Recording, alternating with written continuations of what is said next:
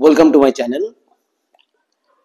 আজ আমি একটু ভিন্ন স্বাদের কিছু বিষয় আলোচনা করব।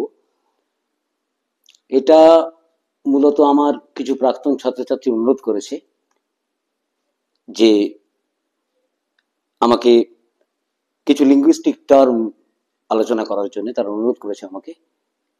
তো সেই কারণেই আমি আজকে কতগুলো লিঙ্গুইস্টিক টার্ম আলোচনা করব এবং আমি আশা রাখি এই টার্মগুলো তোমাদের সকলেরই কাজে আসবে।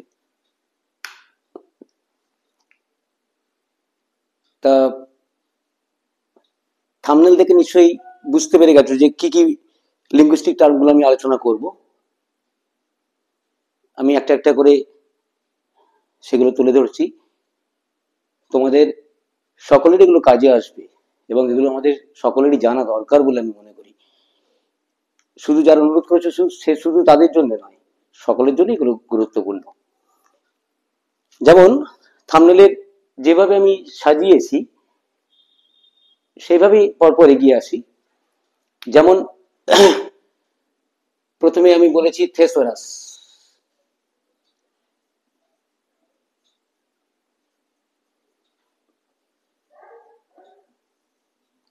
থেসোরাস, এই থেসোরাস কি? A thesaurus is a reference book in which words with similar meanings are grouped together. এই যে ডেফিনেশনটা আমি বললাম এটা according to Collins dictionary. Collins ডিকশনারিতে বলছে যে a thesaurus is a reference book in which words with similar meanings are grouped together. এর synonymous word হিসেবে আমরা ওয়ার্ড বুক বলতে পারি, ওয়ার্ড ফাইন্ডার বলতে পারি, ট্রেজারি বলতে পারি, স্টোর হাউস বলতে পারি। আবার আমরা তাহলে কলিন্স ডিকশনারি অনুযায়ী আমরা রেফারেন্স নিলাম কলিন্স।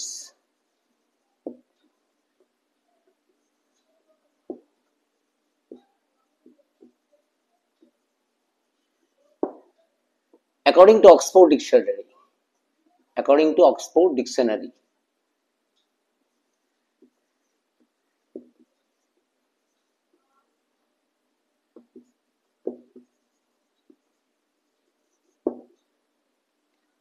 thesaurus কি? Thesaurus is a book containing list of words and phrases grouped according to their meaning. ঠিক আছে, তাহলে অক্সফোর্ড ডিকশনারি বলছে যে থেসোরাস হচ্ছে একটা বই যার মধ্যে কিছু শব্দ বা শব্দগুচ্ছের একটা তালিকা থাকবে যেগুলো তাদের অর্থ অনুযায়ী, অর্থের সামঞ্জস্য অনুযায়ী সেগুলোকে এক জায়গায় দলবদ্ধ করা হবে। এটা হচ্ছে অ্যাকর্ডিং টু অক্সফোর্ড ডিকশনারি। এছাড়াও আমরা অন্যভাবে ভাবতে পারি, যেমন a book containing systematized lists of synonym and related words, এগুলো বলতে পারি আমরা।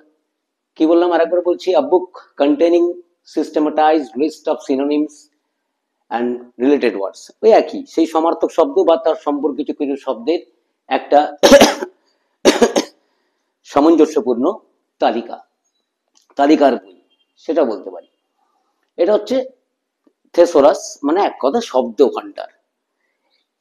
তো ব্রিটিশ ইংলিশ অনুসারে শব্দ ভান্ডার বা থেসোরাসের যা যা মিনিং হতে পারে কলিন্স ডিকশনারি অনুযায়ী, অক্সফোর্ড ডিকশনারি অনুযায়ী, সেগুলো আমি বললাম। কিন্তু আমেরিকান ইংলিশে এই থেসোরাস শব্দটা একটু ভিন্ন স্বাদের, ভিন্ন রকম ভাবে তারা বলছে। কিরকম? According to American English,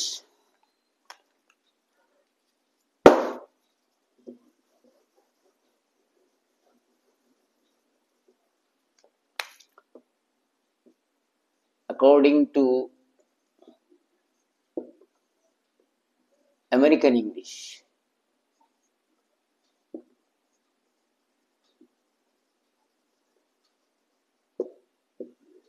according to American English, thesaurus is a treasury or storehouse. অথবা বলতে পারি a book containing a store of words, specifically a book of synonyms and antonyms. Synonyms and antonyms. American English কিন্তু British English যেমন শুধু synonyms এর কথা বলছে, American English কিন্তু সিনোনিম এবং অ্যান্টোনিম দুটোর কথাই বলছে। তার যে শব্দ ভান্ডার তাকে থেসোরাস বলতে পারি আমরা।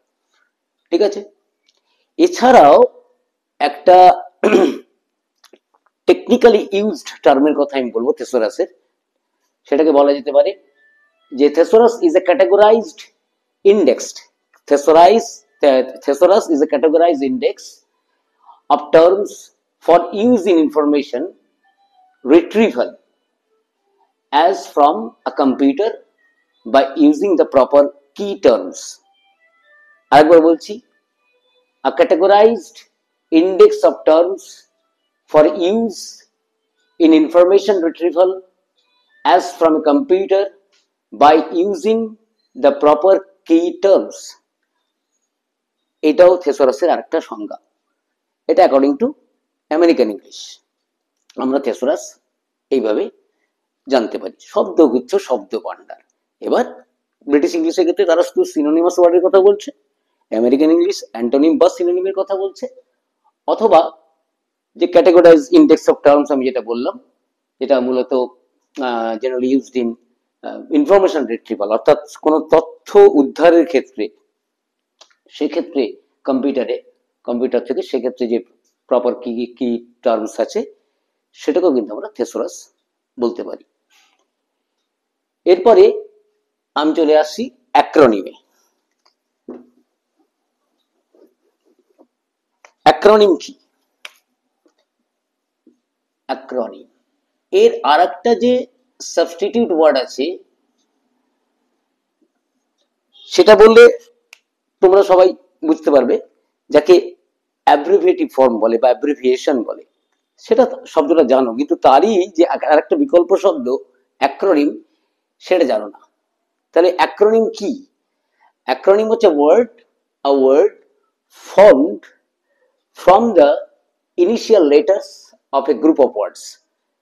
Acronym is a word formed from the initial letters of a group of words. অর্থাৎ একগুচ্ছ শব্দের প্রতিটা শব্দের প্রথম বর্ণগুলোকে নিয়ে যে শব্দটা তৈরি করা হচ্ছে তাকে আমরা বলবো অ্যাক্রোনিম, বা এটাকে আমরা বলতে পারি abbreviation.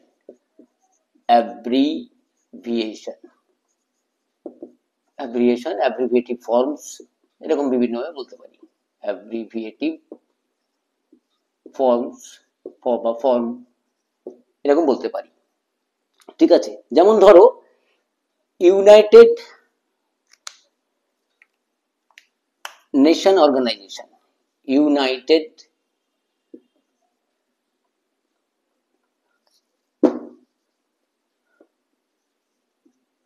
Nation organisation. জেডেও লিখতে পারো, জেডে লিখলে আমেরিকান ইংলিশ, এস এ লিখলে ব্রিটিশ ইংলিশ।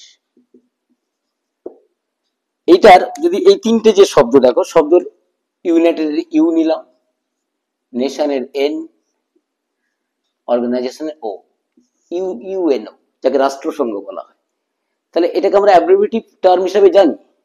ঠিক আছে, এর আরেকটা বিকল্প নাম হচ্ছে অ্যাক্রোনিম। ঠিক আছে, এগুলো তোমরা জানতে চেয়েছিলে যারা, তাদের জন্য এগুলো বলছি। অ্যাক্রোনিম হচ্ছে সেই জিনিস, অ্যাব্রিভিয়েটিভ ফর্ম, আর নতুন কিছুই না। ঠিক আছে, এই টার্মগুলো আমরা পরিচিত হই না সবসময়, বা আমাদেরকে জানানো হয় না, জানতে পারি না আমরা।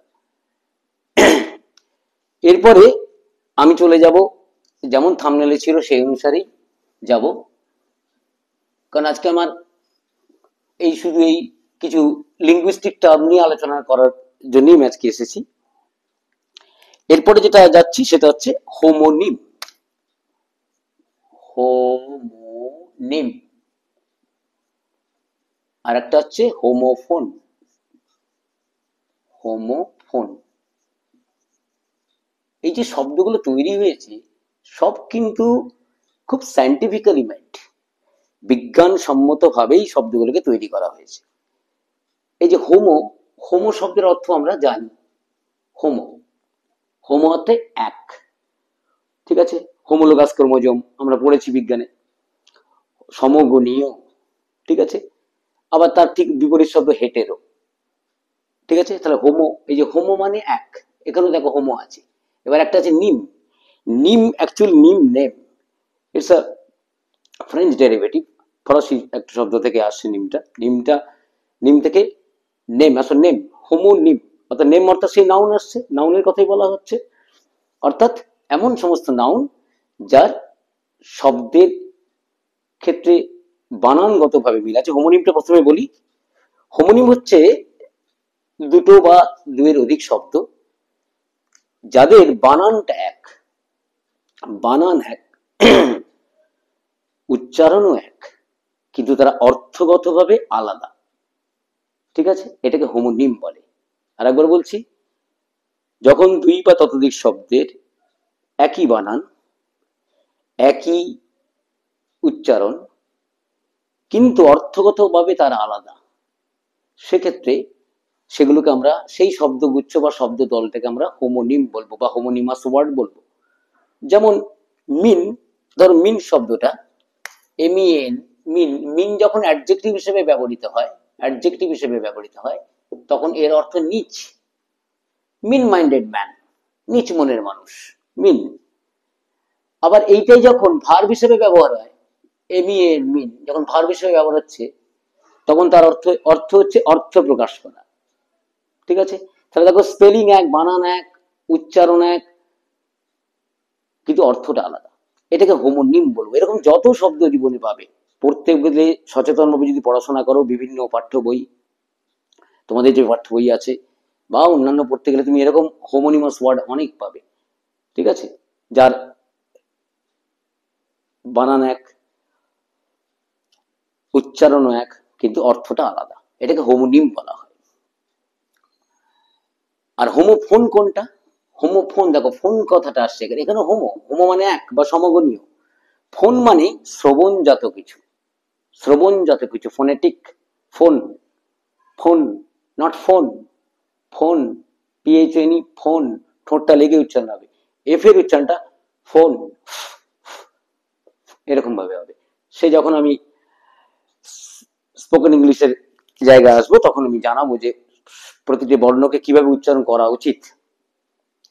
তাই হোমোফোন মানে দেখো এখানে ফোন বলতে শ্রবণজাত কিছু, অর্থাৎ শুনে একই রকম মনে হচ্ছে শব্দটা, মানে তার উচ্চারণগত দিকটা প্রায় এক, বানান কিন্তু আলাদা, বানান আলাদা, উচ্চারণগত দিক প্রায় এক, এবং অর্থটাও আলাদা, সেক্ষেত্রে আমরা তাকে হোমোফোন বলবো। সেই শব্দগুচ্ছ দুটো তিনটে চারটে যা শব্দ পাবো তাকে বলবো।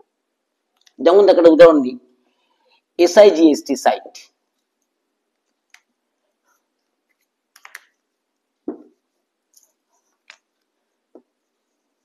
SIGHT, সাইট,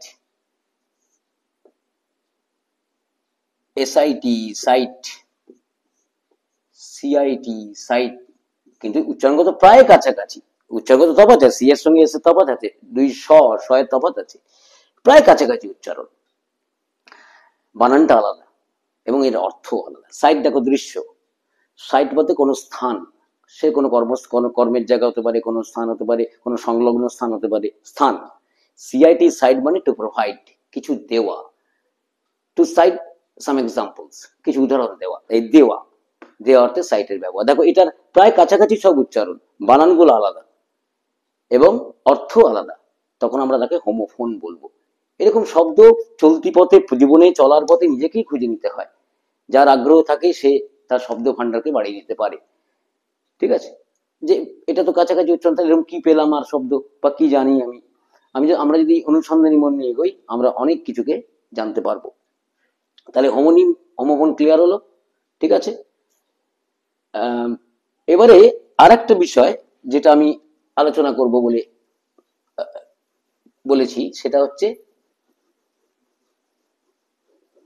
সেটার প্রাথমিক দিকগুলো আমরা জানি, কিন্তু বাকিটা আর জানি না। তাকে বলা হচ্ছে টিউপল নেমস। টিউপল নেমস, এই নামটা শুনে বলছি বাবা এটা আবার কি জিনিস, কিন্তু দেখবে এর ব্যবহারগুলো আমরা করি।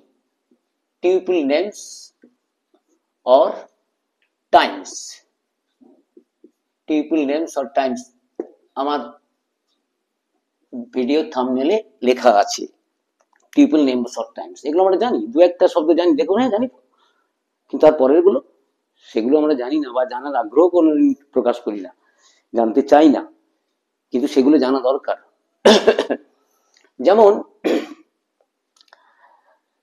ধরো জিরো, আমি একটা করে নাম সংখ্যায় বলি, 0 1 2 3 4 5 6 6 7 8 9 and 10। এই ধরো আমি 10টা পরে আসছি, লেখার জায়গা নেই। আর এই যে জিরো, জিরোকে আমরা কি বলবো, টিউপল নেমসে কি বলবো? জিরোকে বলা হয় এমটি টিউপল, এমটি, এমটি টিউপল। 1 এটা আমরা জানি, এটা আমরা বলি সিঙ্গেল বেডরুম, বলি সিঙ্গেল, 1 হচ্ছে সিঙ্গেল। 2 জানি ডাবল, 3ও জানি ট্রিপল। এই অবধি আমরা আটকে যাই, এই অবধি আমরা জানি। এমটি ট্রিপলটা, জিরোকে যে এমটি ট্রিপল বলা হয় ট্রিপল নেমসে বা টাইমসে, দেখো এখানে সংখ্যাগত ভাবে বা বারগত ভাবে গোনা হচ্ছে, কবার, একবার, দুবার, তিনবার, চারবার, এরকম যে কথাগুলো আসছে। তো সেক্ষেত্রে আমরা এটা জানি খুব, এটা আমাদের খুব অপরিচিত নয়, এইগুলো জানি আমরা, এগুলো সচরাচর কথার মধ্যে ব্যবহার করি, সিঙ্গেল, ডাবল, ট্রিপল, এই অবধি আমরা জানি। তারপরে 4 যখন বলছি কোয়াড্রুপল, কোয়াড্রুপল। 5 কুইন্টেপল, কুইন্টিউপল, কুইন্টিউপল। তারপরে 6 সেক্সটিউপল, সেক্সটিউপল। 7 সেপ্টিউপল। 8 অক্টো বা অক্টিউপল। অক্টো শব্দটার সঙ্গে আমাদের পরিচয় আছে, কারণ এগুলোর সঙ্গে বা গ্রিক টার্মেরও মিল আছে, তাই তো? কালকে আলোচনা করছিলাম আগের দিন ডায়ালগ বলতে গিয়ে, মোনোলগ, মোনো, ডাই, ট্রাই, টেট্রা, পেন্টাস, হেক্সা, সেপ্টা, অক্টো। অক্টো 8, কিন্তু সেটা ট্রিপল নেমসে বলবো অক্টিপুল। 9 কে বলবো ননিউপুল, এরকম ননিউপুল। এবং 10 বা 10 কে বলবো 10 বা 10 কে বলবো ডেকুপুল, ডেকিউপুল।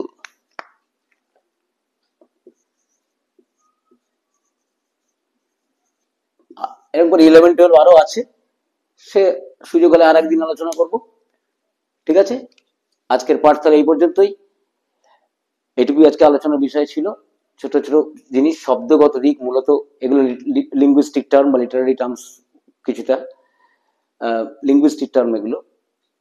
এগুলো আমাদের হয়তো কর্ণগোচর হলেও আমরা খুব সচেতন থাকি না এসব শব্দের অর্থ সম্পর্কে, সেগুলো আলোচনা করলাম। এরপরে যদি তোমাদের আরো প্রশ্ন থেকে থাকে, এখান থেকে জানার কিছু থেকে থাকে, আমাকে কমেন্ট বক্সে প্রশ্ন করবে, আমি উত্তর দেবো।